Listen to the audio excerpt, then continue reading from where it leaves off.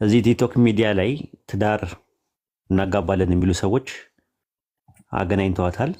መጨረሻ ላይ በውስጥ መስመር ትነጋገራለች እዚሁ ቲክቶክ ላይ እና ቪዲዮና ፎቶሽን ላኪልኝ ብሏት አገባሻለሁ ብሏት ኦኬ ያለች። ከዛ ከተስማማች በኋላ በጉዳዩ ላይ ፎቶና ቪዲዮ ከላከች በኋላ ላይ እንትን ይለውና ዝም ይላታል። ከዛ ምንድን ነው ማለትም አሳውቀኝ፣ ትዳር ብላ የመጣው አንተ ነህ፣ ስለዚህ መጨረሻውን አሳውቀኝ ምንድን ነው ምናምን ስትለው ብር አምጪ አላት። እንዴ ብር ለምን አመጣለሁ ምናምን ስትለው ብር ማምጣት አለብሽ፣ 200 ሺህ ብር ማምጣት አለብሽ አላት። ምንም በተመለከተ ነው የማመጣው፣ አልሰጥህም አለችው። እንግዲያውስ እንደዛ ከሆነ ሶሻል ሚዲያ ላይ ፎቶሽንና ቪዲዮሽን እለቃለሁ አላት። ያው ሸሪያው ይፈቅድልኛል ብሎ ተሸፋፍና የነበረችዋን ልጅ እንድትገለጥ አድርጎ ጸጉሯ እንድትታይ አድርጎ ጸጉሯ የተከፈተችበትን ቪዲዮ ቀርጻ ላከችለት ማለት ነው ለማየት። በዚህ ደረጃ ብልግና እየተሰራ ነው ያለው። ትዳር እናጋባለን እያሉ ብዙ ሰዎች የሰው ሕይወት እያበላሹ ነው እና በጣም ያሳዝናል። እንዲህ አይነት ነገሮች እየተደረጉ ነው ያሉት። አንድ መላ ቢበጅበት ጥሩ ነው። ያጀማ እዚህ ኦንላይን ላይ እናጋባለን በቴሌግራምም ሆነ በቲክቶክ ወይም ደግሞ በፌስቡክ በየትኛው ሚዲያ እናጋባለን ብሎ የሚነሳ ሰዎች ከበስተኋላቸው ሌላ አጀንዳ ነው ያላቸው። የሰው ሕይወት እየተበላሸ ነው። የሰው ሕይወት እየተቀጠፈ ነው። የእህቶቻችን ሕይወት እየተቀጠፈ ነው። ስለዚህ ለዛውም ያንን ነገር ለማድረግ ብር ይከፍላሉ። ሁላ ቀብድ ማለት ነው። ወንድና ሴት እናገናኛቸዋለን ክፈሉ እየተባሉ ብሩ ላይ ይከፍላሉ እነዚህ ሰዎች ማለት ነው። ብራቸውንም ከፍለው ከዛ በኋላ ደግሞ አይተዋወቁም። ለመተዋወቅ ተብለው በውስጥ ለውስጥ ያወራሉ።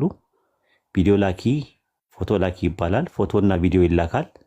ከዛ በኋላ መጨረሻ ላይ ያ ፎቶና ቪዲዮን ካየ በኋላ ያ ሰው እለቅብሻለሁ እያለ እያስፈራራ ገንዘብ መቀበል ጀምረዋል ማለት ነው። እንግዲህ አሁን የስንቱ ይፍጨው ሆድ ይፍጨው ስንቱ ያለበት ነገር ማለት ነውና ጥንቃቄ አድርጉ ለማለት ፈልጌ ነው። ትንሽ ደስተኛ አይደለሁም በእንደዚህ አይነት ነገር ላይ ማለት ነው። ይህን ስሰማ ትንሽ እንትን ብሎኛል፣ ረብሾኛል።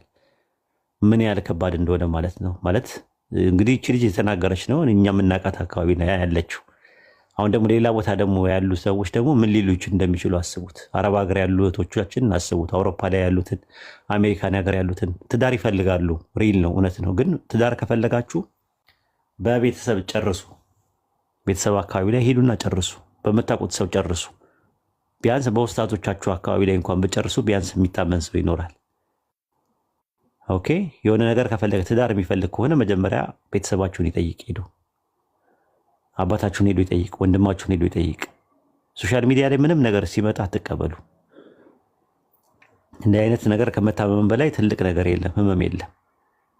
እና ጥንቃቄ አድርጉ ለማለት ፈልጌ ነው። አፎን አጉል ሰዓት ላይ ነው እንትን ያልኩት ማለት ነው። ኢብራሂምዬ ኧረ አብሽር ኡስታዝ፣ ትልቅ ነገር በጣም ያሳዝናል። የሰው ህይወት በጣም ከባድ ነው። ደግሞ ያስፈራራሉ። ምን ይላሉ? የሚገርመው ፓርት እሱ ነው። ሱብሃንአላህ ከባድ። በዚህ ልክ ማንነትን ማጣት ከባድ ነው። እስልምናን ማጣት ማለት እንግዲህ ስነ ምግባር ጉድለት ነው። እንግዲህ ከዚህ በላይ ምንም ሊባል አይቻልም። እና ይህ ብልግናም ጭምር ነው። የሰው ንብረት አማና ወስዶ እንደገና በዛ ላይ ደግሞ እንዲህ አይነት ነገር ኃላፊነት የማይወስድም ከሆነ አስቸጋሪ ነው።